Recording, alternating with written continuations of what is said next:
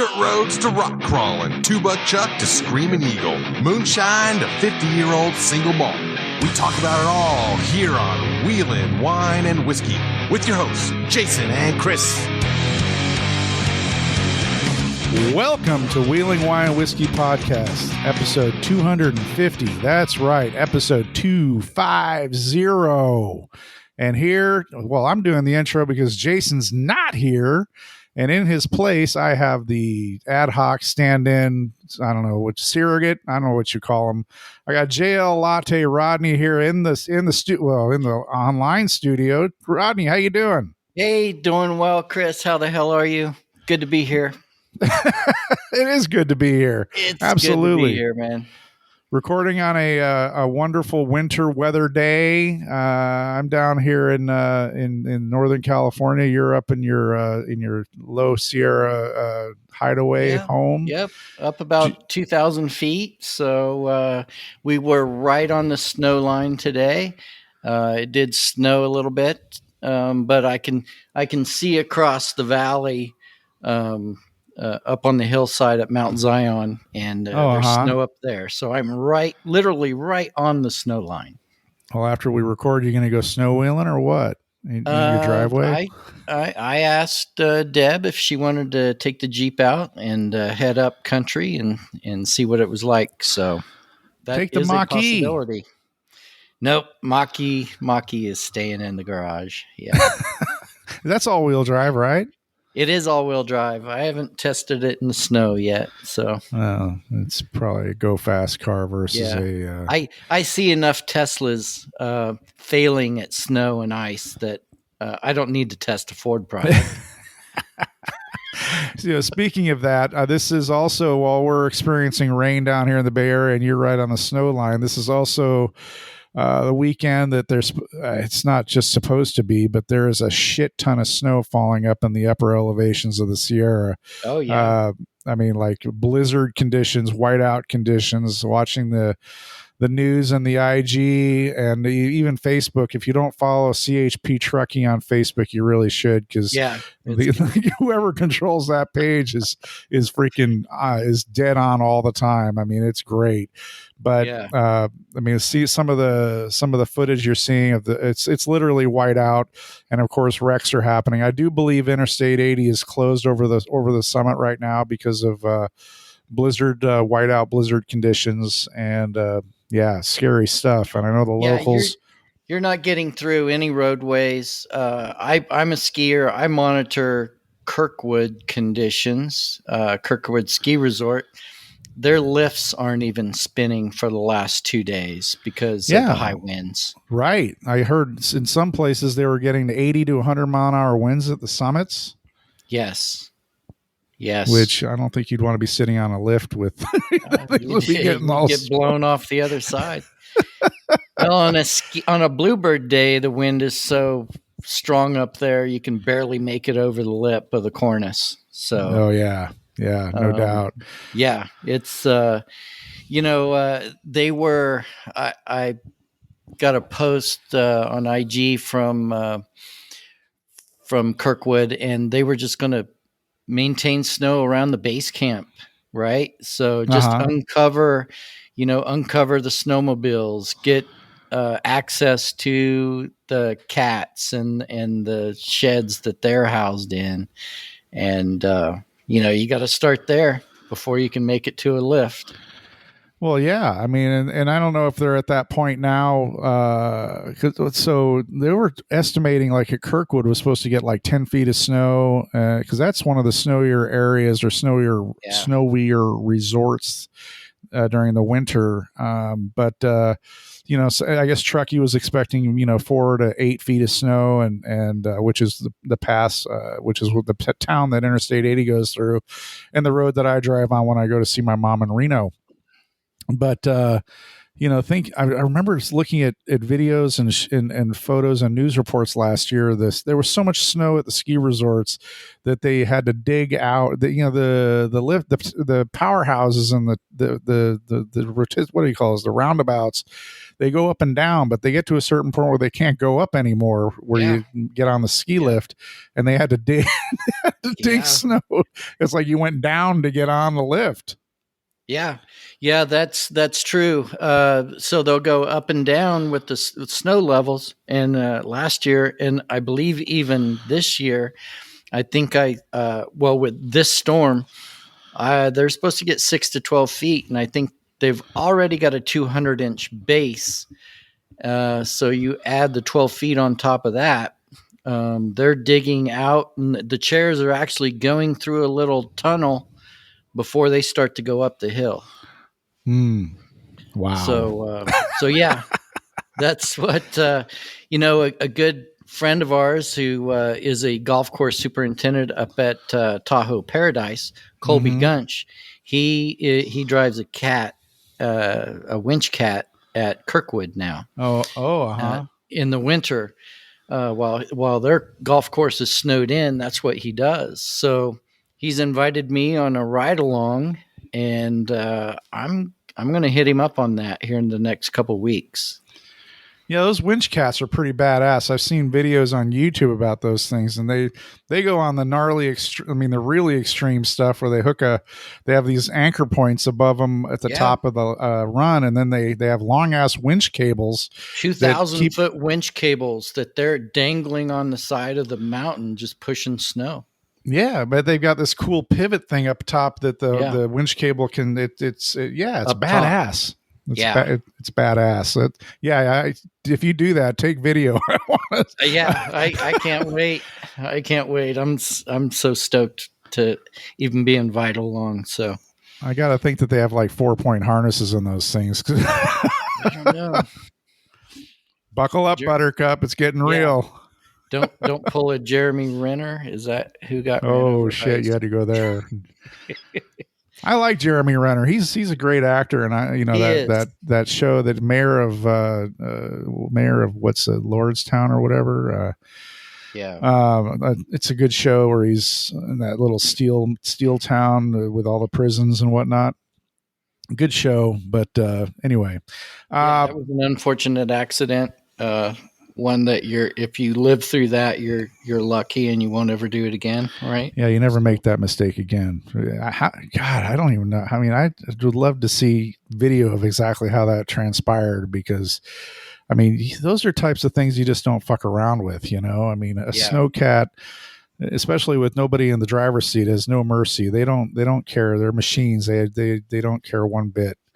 So I'm glad he's okay, and I'm glad he's back in the acting saddle again and making shows and movies again, because he's also been in the Marvel movie world with the Avengers and all those great movies. So so with all this snow going on, one of the groups that we follow, which is super cool, the NorCal 4x4 Rescue Group. If you don't follow them on Facebook, you really should.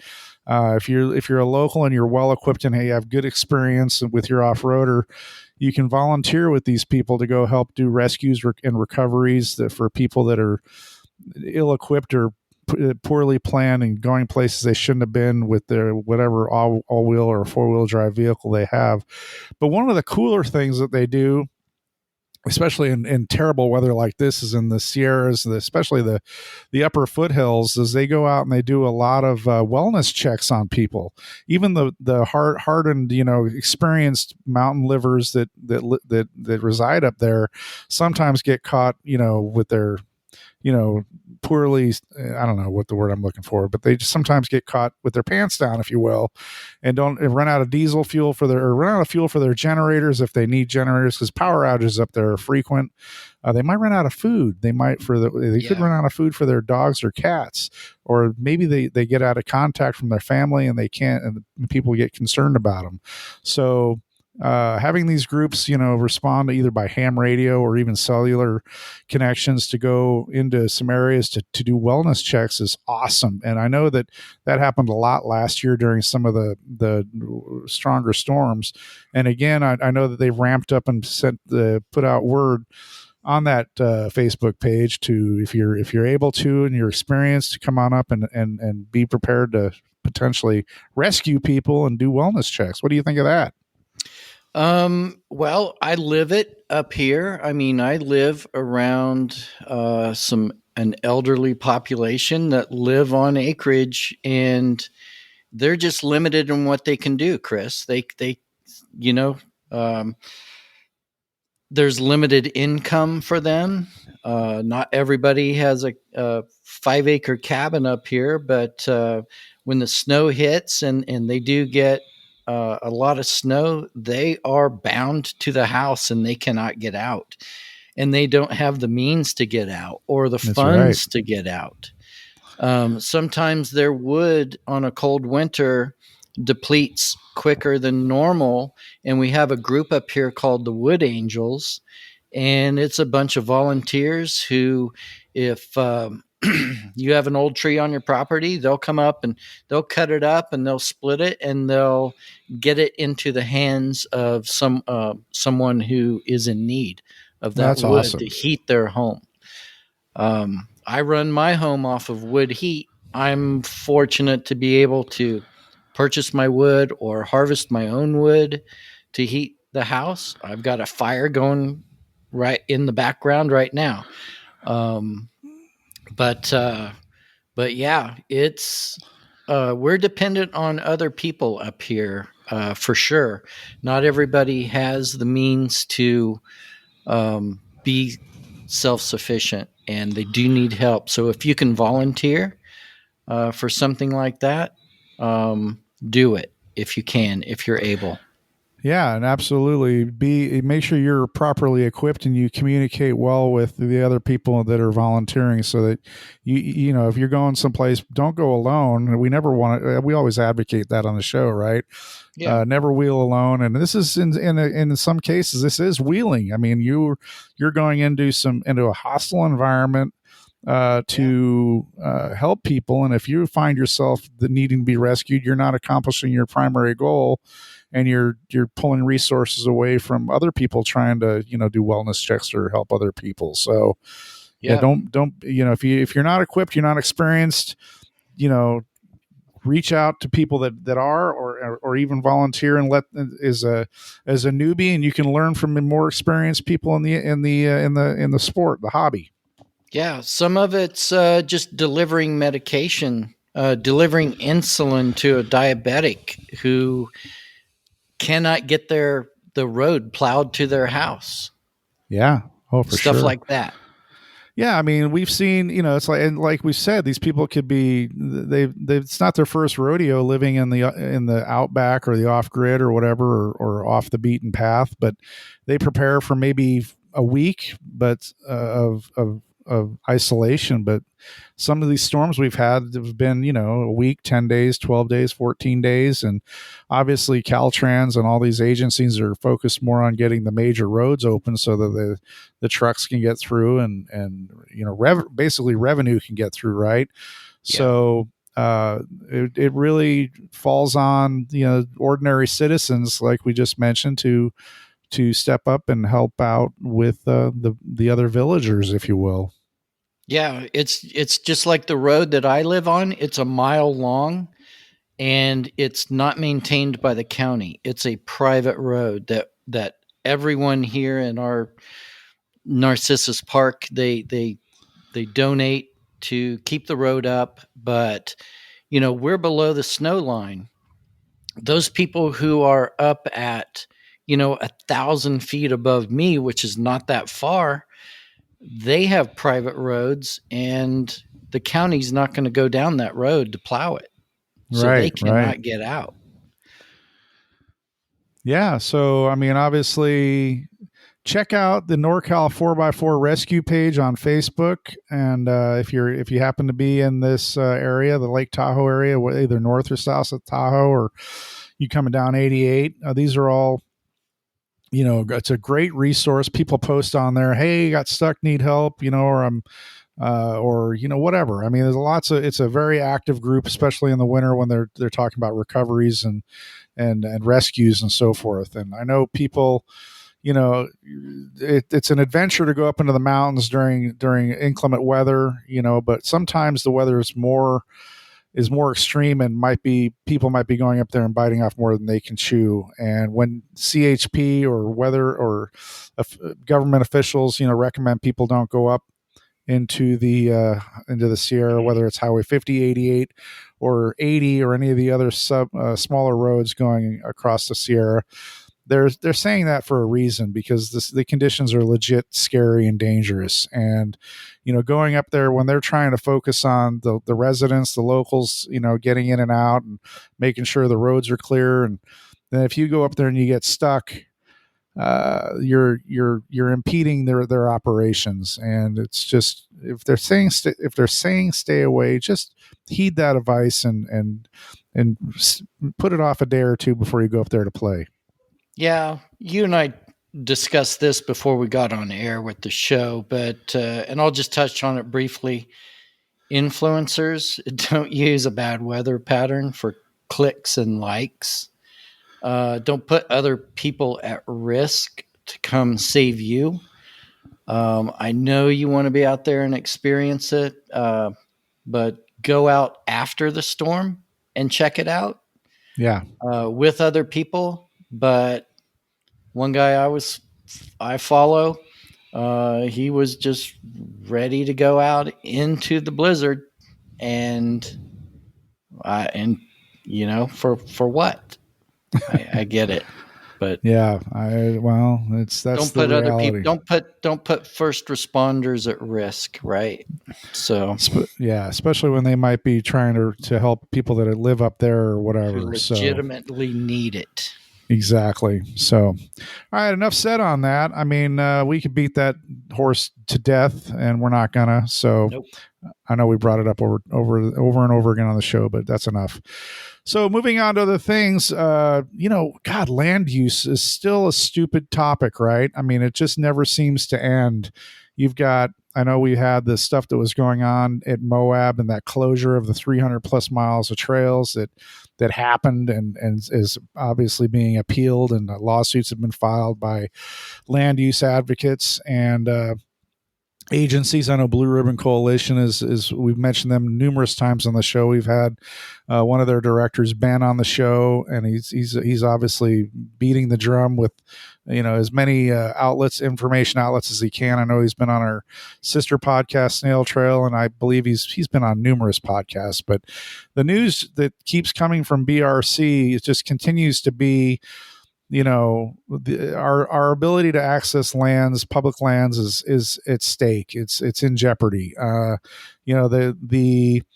The groups that want to shut all these lands down have tasted blood. When they got when they won that victory in Moab, that just threw fucking gasoline on the fire, and they're just going at it with both barrels now. So, looking at the newest thing, obviously there's stuff happening down in Hurricane or St. George, for Corral Hollow down there. They want to.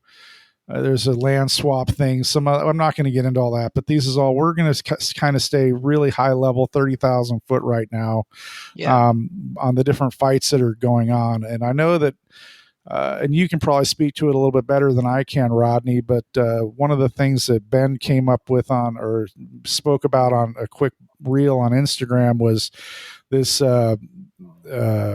public lands, the BLM land and solar panels, that there's a proposal to put solar panel on millions of acres of BLM land. And I know you got pretty emotional about it when I spoke with you. You all right? Yeah. Did I lose you? No, my dog is barking. Oh, your dog is barking. Gotcha. Anyway, yeah, the Blue Ribbon Coalition and the solar panels, BLM land, solar panels on BLM land, and it's like, what are we doing? I mean, why is this even being entertained? I don't understand. Well, Yeah, sharetrails.org. So that we can maintain the 30,000 foot level, you got to go to sharetrails.org. Yeah. Get involved with the Blue Ribbon Coalition. I do. I donate every month. It's automatic. It's a 503c, so I believe I get to deduct from my taxes and go to their current issues. Go to the tab for current issues and look at what they are fighting. There's a list of fights going on that Ben has and in front of them, and it takes donations. That's right. You know, basic membership, $25, business organization membership, $125. Those, even a small monthly donation, something that's consistent that comes in month after month, whether it's $5 or $10, is going to help. It is the power of numbers, right? For You sure. may not think that your $5 donation matters, but it does when 2,000 people donate $5 a month. That adds up. It becomes a huge Absolutely. number. Well, as we've said before, the opposition, the people that want to shut all these public lands down, or they're well funded. They're extremely well funded, and money is what we need, or what they need to fight the good fight. And I donate, you donate. I know tons of other people donate, but obviously. And it's been mentioned before how powerful the off-road community can be if everybody, got together and had a unified voice. Because we have millions of people that recreate in one form or another in the off-road world, or off. They want to use the public lands, whether there's go skiing, snowmobiling, side by side, horseback riding, the 4-wheel variety like we do, the full size vehicles. It's crazy the number of allied groups that should be speaking a unified voice. And I know that a lot of people have talked about getting everybody together, and how powerful we would be if we could rally the forces, if you will, and make sure that everybody donates the way they can, and continues to fight the good fight. But like Rodney said, and I know Ian Johnson mentioned it before too, just give them money. They need money to help fund the fight. They just do.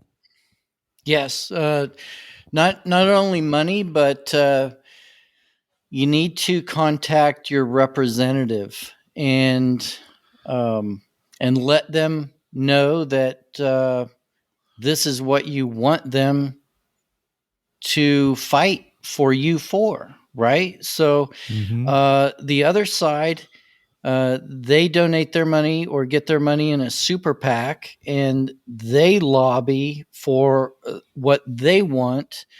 We don't have a super PAC, or we don't have this to fight for our side. But what we do have is Blue Ribbon Coalition making it available to us about what is going on out there, stuff that's going on behind closed doors, and then opened up to us at a later date, and we're behind the 8 ball already. Right. So what we Right. have to do is get in front of it, get the funding, and if it goes to court and they close something down like Moab, we still have a chance to go back in and reverse it. But we need the voice of you, the off-roader, or not only the off-roader, the mountain biker, the hiker, the camping, just dispersed camping alone is we need all the overlanders, everyone involved with a vehicle or who enjoys the outdoors and wants to keep the outdoors open and available needs to be involved, needs to fight for it. Absolutely. No, the fight, like we said, it's relentless. The groups that want to shut it down and close the areas they're well funded, and they just won't stop. And we got to fight, keep fighting it for sure. So again, we mentioned it a minute ago, but sharetrails.org. Go to their website. That's the website for Blue Ribbon Coalition. And there's a big box on the upper right side of the screen that says donate. And click on that box and commit some of your hard-earned money to continuing the good fight to keep the public lands open.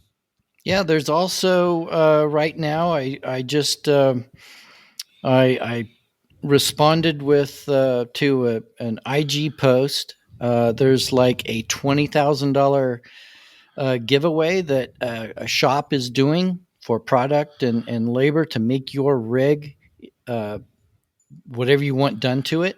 Oh, really? If you win it, yeah. And what it does is it gives you a link back to the website where you can donate and join the Blue Ribbon Coalition. And when you do, you get entered into a chance to win and upgrades to your vehicle. I could use some upgrades for my vehicle. Well, donate, bro. All right, I'm going to check into that. Send me the link to that, or send me I forward that IG to me so I can post it in the show notes and donate myself. So, yeah, because I could go for tons and 40s on my rig. Of course, 40s on a short wheelbase Jeep would look kind of silly.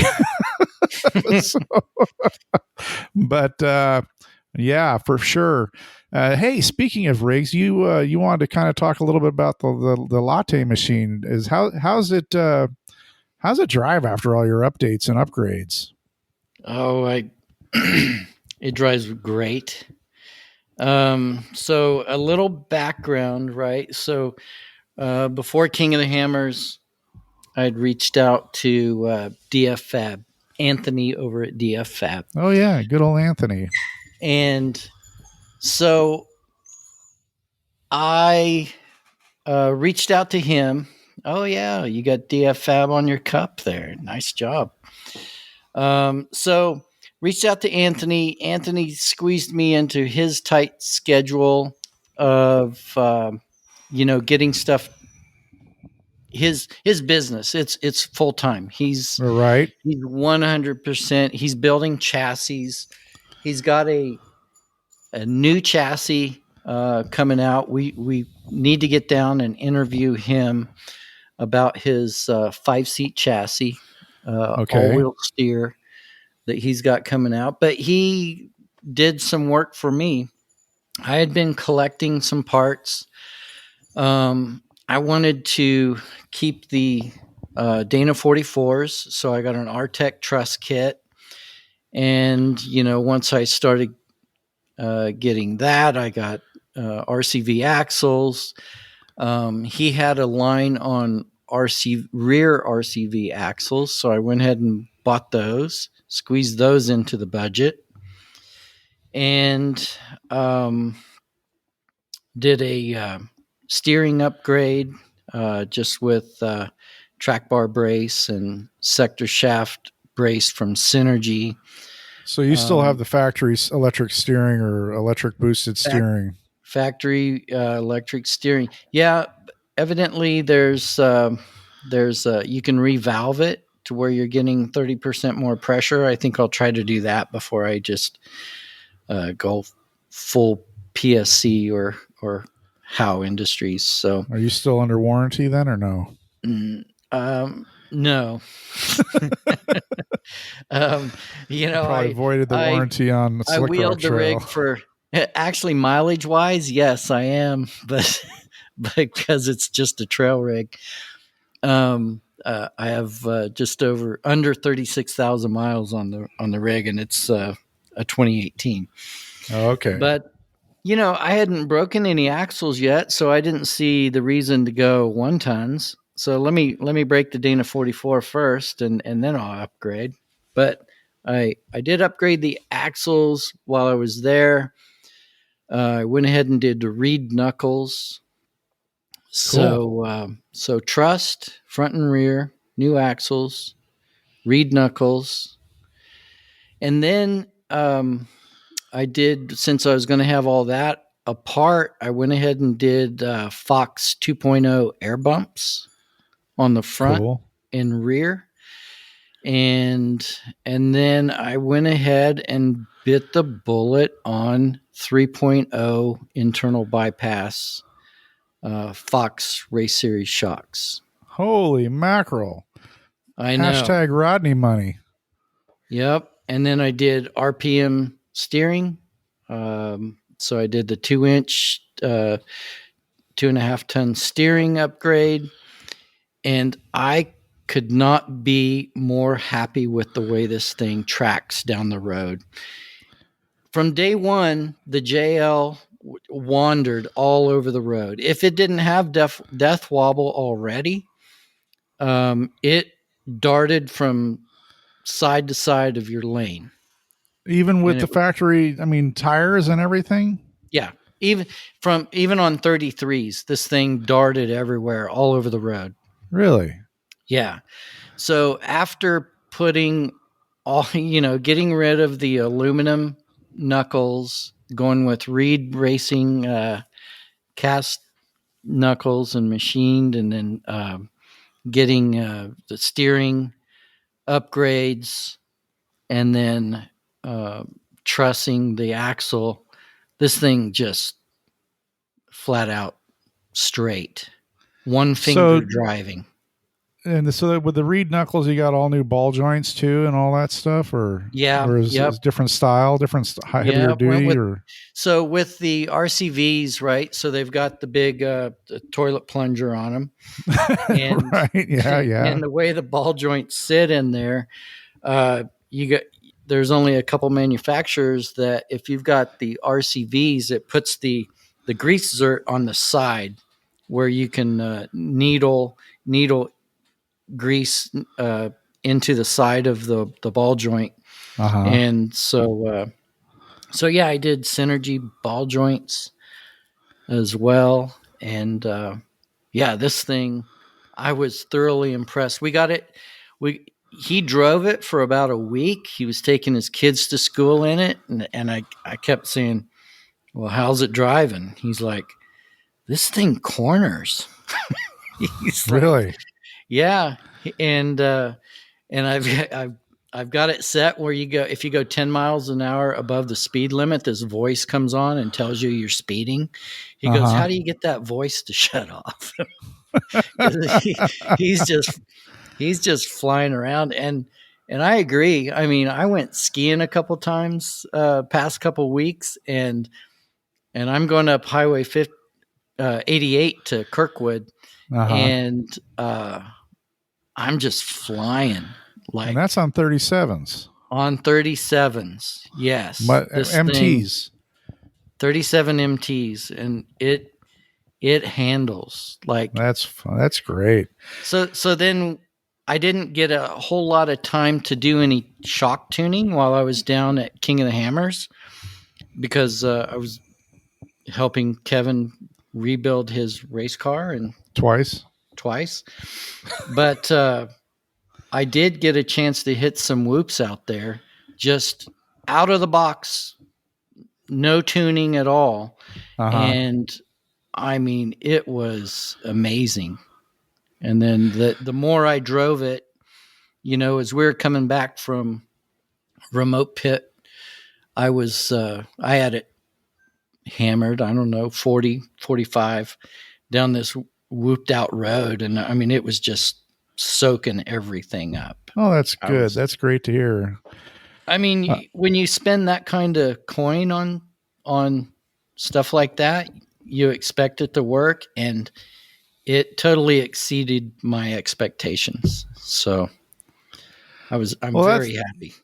That's good to hear. Now, how you didn't really have a chance to drive it too much before you took delivery of it back from Anthony, and then you brought it home and hooked your trailer up and drove down to Kevin Jones's place. So you were driving basically a brand new vehicle to you on a long haul. Yeah.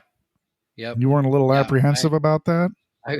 No, because I had Anthony do the work at DF Fab, and I had total. I know the kind of quality of work that he puts out, and I had no reservations. If he's going to take his kid to school in it, and if he's out driving it, the only thing I did when I picked it up, I made an appointment at Jackson Tire to get it aligned, 4-wheel alignment. And as soon as I got pulled off the lift, I drove it home, hooked up the trailer, and I was gone the next day. Wow. Well, that's great. I'm glad you're happy with the end result of all the hard work and money you spent on the rig. Because I know you wheel that thing. It's not it's not just something that goes, it's not a pavement princess. You take that thing, whether you're driving up to go skiing, but you have a fair number of trails that aren't too far from your place. You can do day trips. And I know when I went up to your place and we did that day trip on Strawberry, which I don't even know if that trail is like legit again or not, but I think it is. We need to go check it out again for sure. Yeah. Well, I mean, I know that they basically bulldozed it after that fire was in the area to turn it into a fire road, but yeah, I don't know if I haven't seen much in the news about it or on the InstaWebs but yeah, that's a fun trail. It's like an hour drive to the trailhead from your place. So, and then you always talk about Pardo and a bunch of other trails that are just up the street from you, right? Yeah. So basically, Pardo is from Bear River Reservoir on up to the backside of Kirkwood or Silver Lake or Caples Lake. Well, no, you can go all the way to Kirkwood and Caples, but I think it drops out at Silver Lake. But you can take an alternate line that's one way in and one way out. So it just kind of parallels beautiful, beautiful country back in there, but it parallels Highway 88.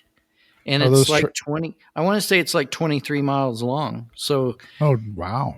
It's not a Corral Hollow, that's kind of short and scenic. This is kind of long and scenic, and really good spots along the way to stop. Some historical markers. There's an old trading post historical marker along the way.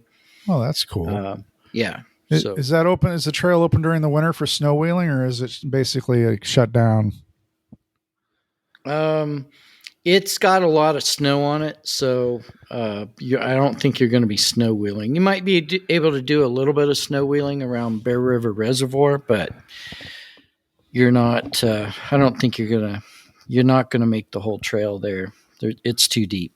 What if you had tracks? If you had tracks, maybe.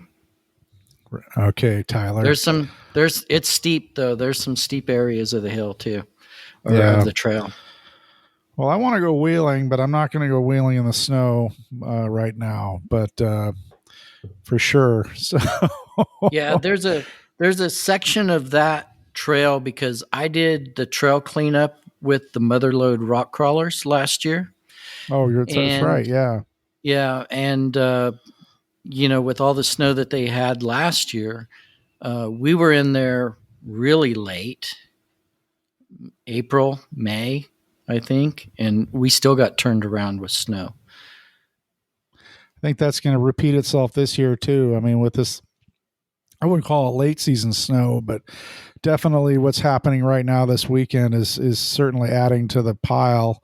And I think that the news report I heard when I was driving in, prior to this storm or these storms rolling through, the Sierra snowpack for this time of the year was only at 75% of normal or 75% of average.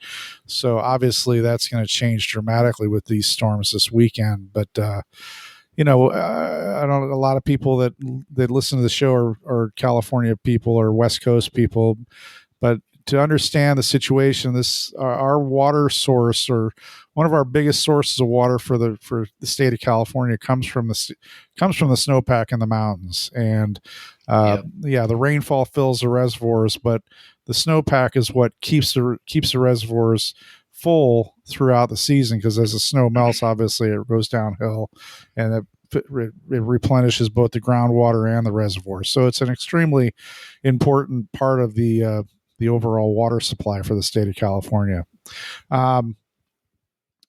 Anyway, this has been good. Is there I don't know what else, what's in the future for, I mean, obviously we're going to get through winter, but you have any early season trips planned or anything you want to try to do now that your rig's enhanced? I would love to get back down to the desert again, for sure. But I don't know if that's going to happen. You broke up there for a moment, so I didn't. Oh, I would love to get back down to the desert again, just to go down and do some more testing and get to know the shocks and what they're capable of.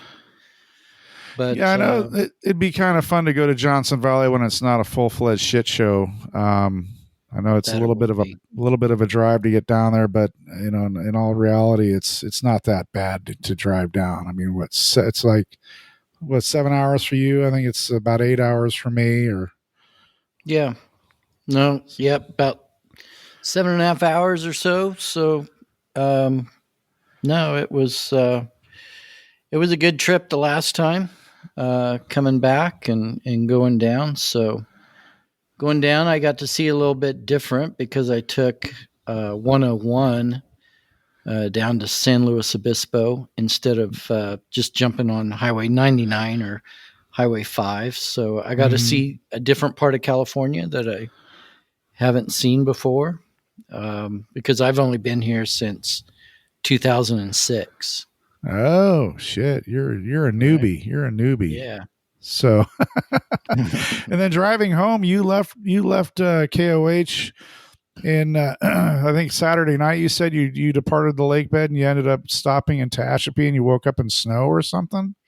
Yeah, we had that storm coming in, and we got everything packed away in the pit area, and we had some dinner, and I wanted to get out off the lake bed before the rain hit. So yeah, I took off probably about 8 or 9 o'clock, and at night drove to Tehachapi and just parked there at the Loves and took a little 4-hour nap and woke up to sleet and a little bit of snow. So yeah, that's what I wanted to avoid. That's why I left on Saturday morning after the race started. I didn't want to be stuck in the Tehachapis and black ice and potential snow or sleet. That's one of my least favorite things to do if I can avoid it. So. Yeah, and then proceeded to get rained on the whole way home, and luckily the wind was at my back, and I think at one point I was getting like 17 miles to the gallon towing. Holy mackerel! I know that's like free money right there. Help you pay for all the improvements to the Jeep. I hope I don't have to fill out an IRS tax form for that. Oh, you're going to get 1099 by Wheeling Wine and Whiskey. So, Lorenzo, get on that right now. What's that, Lorenzo? You're skiing? Oh, God. Fucking ass. All right. I don't know what else to go over. I think we've covered quite a bit. And obviously, there's we keep promising there's going to be more KOH coverage to come. When my esteemed co-host gets back from his latest vacation, we are hopefully going to get some more of the racers on the show to recap their KOH experiences. I'd like to also cover, get some more vendors on the show too. There's just so many exciting products out there that we want to talk about or introduce or bring people up to speed on. But in the meantime, man, you look all happy and shit. What's going on? So I'm looking at Riverside, and you're in slow motion, but you're talking, but you're in slow motion, and I don't know where you are in your discussion. I'm in my own office, but sounds like your Starlink is kind of hiccuping a little bit. So could be. It's cloudy and rainy. So yeah. All right. Well, anyway, let's put a bow on this. So if you want to get a hold of, Rodney, how do they get a hold of you? I know you have an IG, right? Yep. R0 Moeller is my IG account. Just it's open. It's not private. So just pop on there and follow. I've been adding a few tools to my shop. I've got a shop on my property. And so I went, I text Chris in our little group. But when I do some updates and stuff like that to the shop, and so I do some motorcycle stuff. I've got a XR600R that I've made into a scrambler, and then I've got a CRF 450X, so a cross country version of the 450 race version. So, but it's I do some trails with the Jeep and just kind of have fun on my property and up where I live. So follow along if you would like. Sweet. There you go. And of course, Wheeling Wine Whiskey is at Wheeling Wine Whiskey is our IG. Jason controls that. And I have an IG, www.chrism. I'm not really on Instagram very much anymore, but if you do DM me there, I'll be happy to respond. You can also call and leave a voice message at 408-800-5169. That's 408-800-5169. Leave a voice message, and more than likely it'll get played on the air. And don't forget about our website, which is wheelingwinewhiskey.com. And at the website, you can see all of our past episodes. And there's, of course, links to the merch. We're still selling, shirts and hoodies and hats and beanies and buffs and all sorts of stuff. Stickers, of course, there. And if you do, I keep forgetting. We got to give a shout out to Irate 4x4. Our good friend Austin Priest runs the Irate 4x4.com page, which is a great forum for information exchange and so forth. You can also see it, watch, listen, and discuss section. Shows all of our past episodes there too, and you can see, some other podcasts around there. We're not going to get into that stuff, but definitely pop over to Irate 4x4 and sign up for a free account there, and show your appreciation to Austin for all of his hard work and compiling all this great information for people to meet and share. So, I don't know what else. You got anything else there, Rodney? Oh, just go to Blue Ribbon Coalition, go to sharetrails.org, get signed up, make an impact, right? And the only way we're going to do it is to fund people to fight the fight for us, and contact your local representative and let them know that you're not happy with what's going on. Let's let our voices be heard. That's right. All right. And with that, Rodney, we're out.